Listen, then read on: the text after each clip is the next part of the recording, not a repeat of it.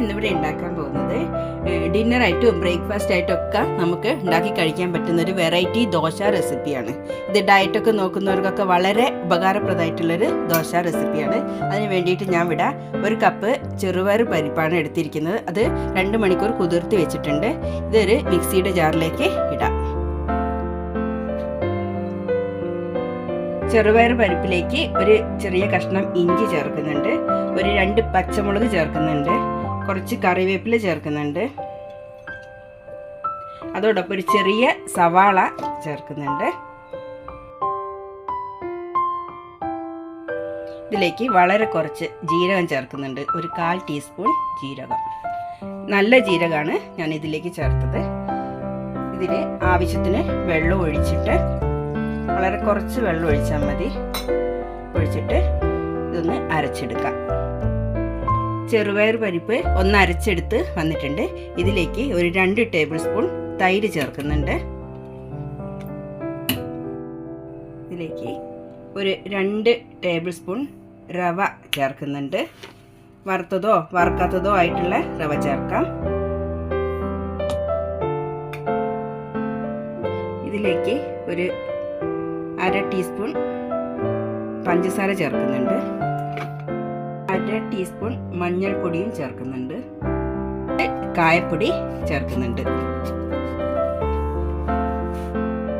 കുറച്ചുകൂടി വെള്ളം ചേർത്തിട്ട് ഒന്നുകൂടി അടിച്ചെടുത്ത് വരാം.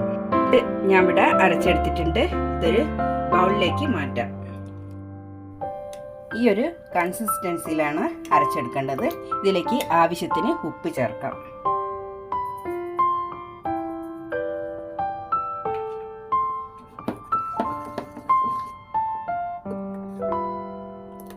ഇത് ദോശത്തവ ചൂടാൻ വെച്ചിട്ടുണ്ട്. ഇതിലേക്ക് ഓയിൽ സ്പ്രെഡ് ആക്കിയിട്ട് നമുക്കിത് ഒത്തിരി നേരം റെസ്റ്റ് ചെയ്യാനൊന്നും വെക്കണ്ട, പെട്ടെന്ന് തന്നെ ദോശ ചുട്ടെടുക്കാം.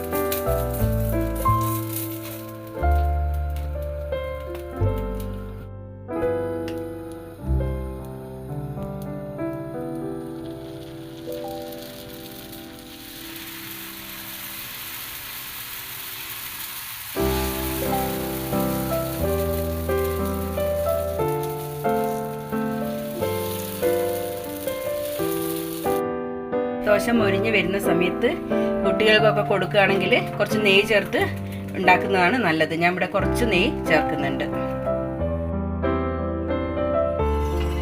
ഇപ്പോഴത്തേക്ക് വേണ്ടിയിട്ടുള്ള എല്ലാ ദോശയും ഞാൻ റെഡിയാക്കിയിട്ടുണ്ട്. ഇത് ബ്രേക്ക്ഫാസ്റ്റ് ആയിട്ടും ഡിന്നറായിട്ടും ഒക്കെ കഴിക്കാൻ പറ്റിയൊരു ദോശയാണ്. തേങ്ങാ ചട്നി കൂട്ടിയിട്ട് കഴിക്കുക. വെറൈറ്റി ആയിട്ട് ചിന്തിക്കുന്നവർക്കും ഹെൽത്തി ആയിട്ട് ചിന്തിക്കുന്നവർക്കും പറ്റിയൊരു ദോശ. എല്ലാവരും ഇത് ട്രൈ ചെയ്യണേ. അതോടൊപ്പം ഫീഡ്ബാക്കും അറിയിക്കണേ. എൻ്റെ ചാനലും സബ്സ്ക്രൈബ് ചെയ്യണേ. Thank you.